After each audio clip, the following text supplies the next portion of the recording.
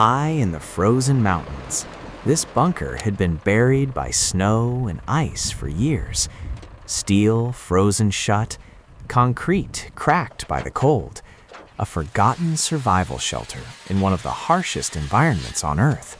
But restoration begins. Snow is cleared, the structure reinforced.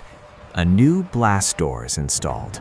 The bunker opens once again, revealing dark, underground corridors beneath the mountain.